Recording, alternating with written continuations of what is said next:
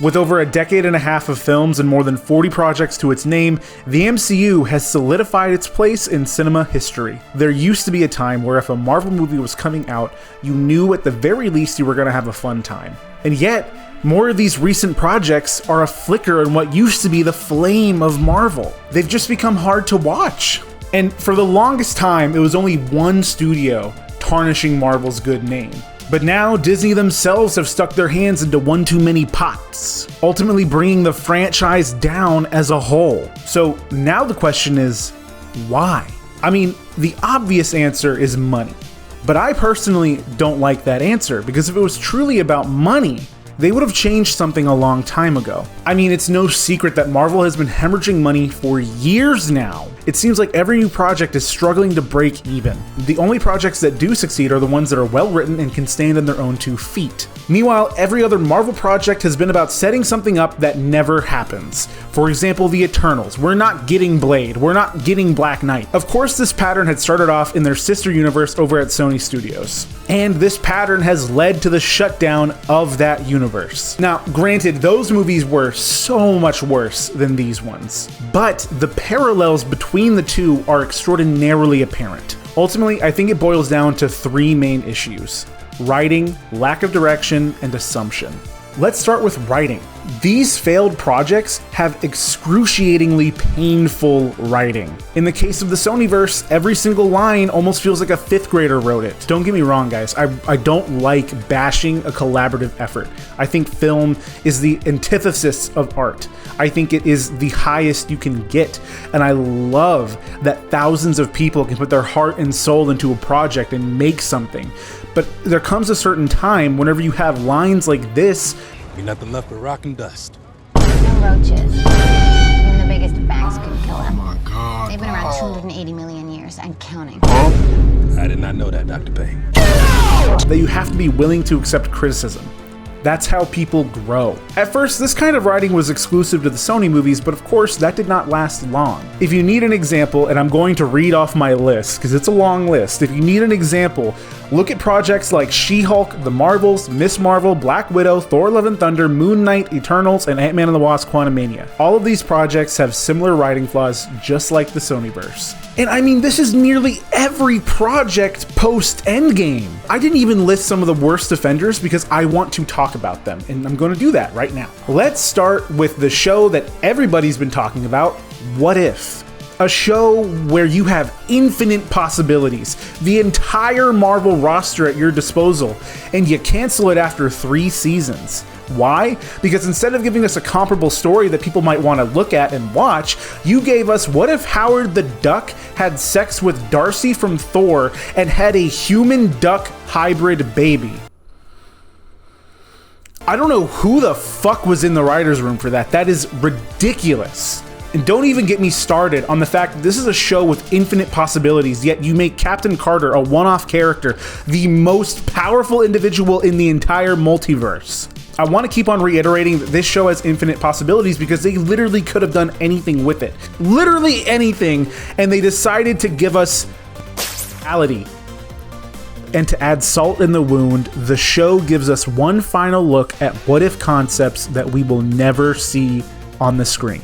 Almost as a fuck you to everyone who loves Marvel and comic books and anything relating to this franchise. And look, don't get me wrong, I understand that some of these concepts might not work. Thanos' Weapon X doesn't make a whole lot of sense, but would I have rather have seen it over, I don't know, the Reality episode or Agatha Goes to Hollywood? Yes, that's an easy yes. And please don't twist my words. I'm not trying to say that this show is bad in any kind of way because of the characters involved.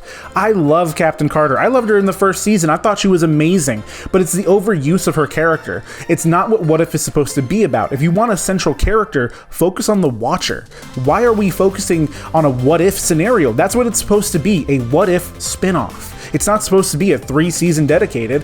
That doesn't make any sense to me. Another big problem with the show is that it tries to be way too relatable all the time.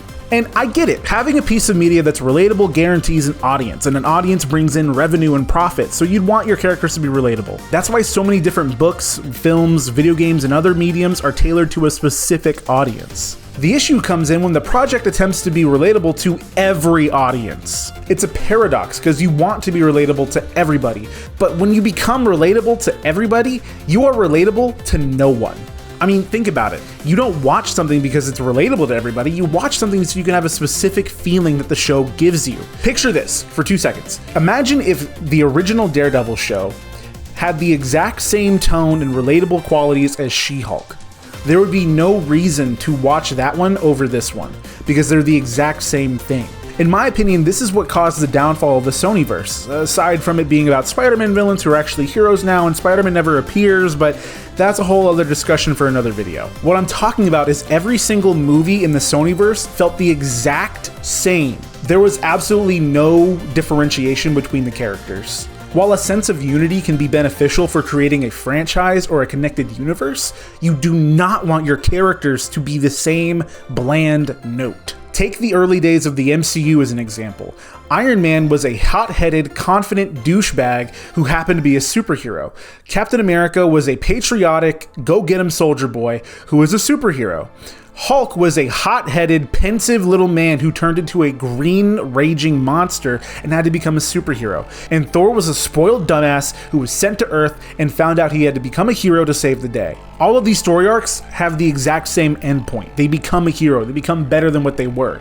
The difference is their personality and their unique perspectives on said challenges. The way that Iron Man handles something is going to be completely different from Captain America, from Black Widow, from Thor and Hulk. All of these characters have different perspectives and outlooks on the world, which creates a very interesting story to tell. Meanwhile, in the Sonyverse, most of the characters handle their situations with what I like to call sarcastic confidence. They're all the same character types, handling the same situations in different skins, if you want to put it like that. What if Morbius could see the future? What if Morbius was in London? What are we doing? It's literally the same character. Snarky, confident, talks a lot, quips. Why don't you just make a movie about Spider-Man? Oh my god, because you really want the fucking villains to act like him. Now, the one exception I see in the franchise is Venom.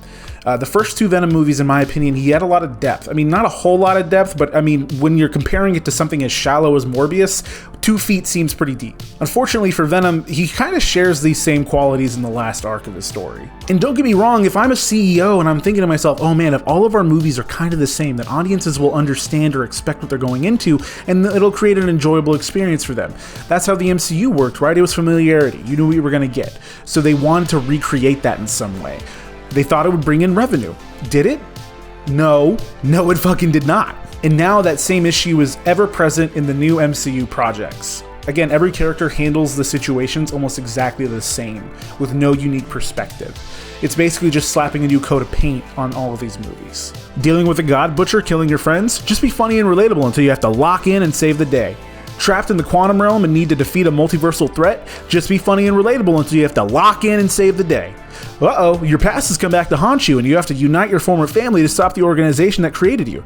Just be funny and relatable until you have to lock in and save the day.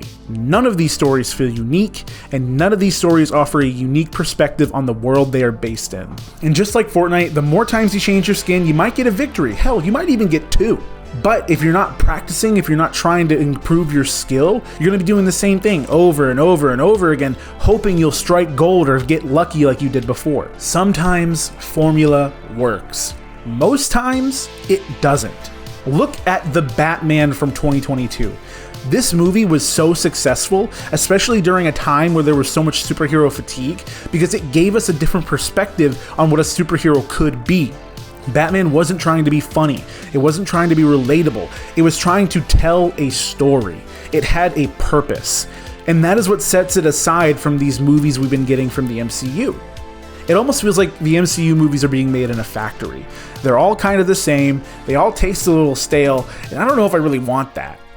Meanwhile, the Batman was baked in a fresh bakery. You can smell it as you're walking next to the store. And you're thinking to yourself, well, I might actually go over and get some fresh bread rather than this packaged factory sealed bread. Movies like The Batman and like Sam Raimi's Spider-Man work because of the dedication of their creators. These movies work until the direction is interfered with. Studios like to poke and prod and make sure they're going to get as much money as possible for their investors. And that's what it's all about. Direction with little to no interference can lead a franchise into glory. But if you lack direction, you'll steer right into an iceberg. You see, creative individuals have a knack for finding their audiences. And in doing so, they usually lead a team of people to create something beautiful in their vision. This is why I love films and movies, the collaborative effort. I love seeing what so many people can do and come together to create just utter beauty. It's intoxicating. And that's why I'm so passionate about this. That's why I make so many videos about this, because I see so many other people talking about, oh, it's because it's woke. Oh, dude, you see that Marvel's failing right now? Yeah, they should have less women there. No, bro, no. I get worried about being put in that same group of people when I talk about stuff like this. And I want to make it very clear and very apparent that I am not on that side. I still believe these movies are great and worth something despite them having all these flaws. I think that we could have better movies, and we should be having better movies, and I think that, a discussion is necessary for these movies and films to improve. Am I saying don't go see these movies? No, if you like these movies, go fucking see them. Again, a lot of people worked hard on this, but it's not hard to understand why people are not having a good time. And that's what I'm talking about here. Nothing upsets me more than seeing people blame diversity and equality for the shortcomings of studios or studio intervention. It pisses me off, like down to my core. But anyways, back to the topic at hand. Studio intervention is like micromanaging to the highest degree. It's like you don't trust the person you hired for the job. And because of studio intervention, we usually get less than stellar projects. Despite this fact, studios almost insist on constant intervention. And I think I know why. It's because they think you're stupid. Yes, you, watching the video. These studios think you and me are stupid. They really think if they can put a big enough name in the movie or have a big enough story arc from one of the comics that you'll go running to the theater. Well, they're learning that's not going to work. These stories need to have heart. They need to have passion. And whenever you corporatize it or you put your fingers too far into it, especially if you're a corporation, it's going to feel soulless. I mean, most of the time, these CEOs don't even know how bad these films are. Look at what the fucking Sony CEO said about the Sonyverse. I mean, really, dude? How many movies? Why are you in charge? How did you get your position? How many movies have you seen? Where's my spider? They took my spider. They think we'll eat it up like the good pigs we ought to be. But we're not doing it. Not anymore. Which leads me to my final point. Assumption. Again, these studios think that if they can shove enough big-name actors, get some cool storylines, that you think that, you'll go into it. And it's written poorly, they skimped on this, they skimped on that, they ripped out all the soul that the director wanted to put into it, they ripped out all the soul the writers wanted to put into it. This used to work. Admittedly, this did. Back in the early 2000s, big names would draw in a lot of people. Unfortunately, it is now the mid-2020s, and that just does not fly for us. Audiences have grown more complex and crave deeper stories. There's a sort of fatigue running rampant with these characters who are overly sarcastic and very confident. And that's because they're an overdone stereotype. From the success of movies like Deadpool, Spider-Man, and Guardians of the Galaxy, studios assume that's what people want. But not every character needs to be like this, nor should they be. Calling back to my unique perspectives, if every character handles a situation the same way, there's no point in making movies about them because it's going to be the same movie over and over and over again, just with a new coat of paint. But they assume you won't even notice the difference. They assume you'll like it regardless and you'll go watch it. You won't care if Thor is acting like Deadpool on the big screen. That's Thor. He's got a hammer. It's different. It's literally the exact same reason why a dark and gritty Superman did not work. And that's exactly why Snyder's universe didn't work, because every character had the same perspective on situations. There was no differentiation between them. Even Superman, who was supposed to be a symbol for hope, was more so just a dark and gritty emo the entire time. And don't get me wrong, Snyder fans, I really like those movies. Even though they are kind of slop, I really enjoy them and they're fun to watch. But I can see why a new direction was needed, because you don't want these movies to have the same flat note. Anyways, in conclusion, is Marvel purposefully failing? I don't think so. I believe they are doing everything they possibly can to stay relevant without taking any financial risks. At the end of the day, Disney is a company that's trying to make money. They're trying to profit off of you and me, and that's all they want to do. So why would they take risks? But what they failed to realize is this franchise was never safe. It was never meant to be safe. They started this franchise using characters no one gave a shit about. These were the characters Marvel had left after going bankrupt and selling their most popular assets. The MCU was quite literally built off of scraps. It's impossible. Tony Stark was able to build this in a cave with a box of scraps. That's a risk. Disney and Kevin Feige were able to take these characters who were hated in the comics for decades and managed to make them not only mainstream, but some of the most loved characters in pop culture in a matter of a decade and a half. That is insane. And now with every character at their disposal, they're failing. Just like the comics so long ago. I really do hope that Marvel returns to its former glory, but I think in order to do so, they have to take real risks. Use these characters to their fullest extent, and don't be afraid of failure. That's how they became so successful to begin with. And that's how they'll be able to gain the trust of their viewers once more. But of course, that doesn't look like it's going to be the case. At the end of the day, Disney has a bottom line, and they have to meet it some way or another.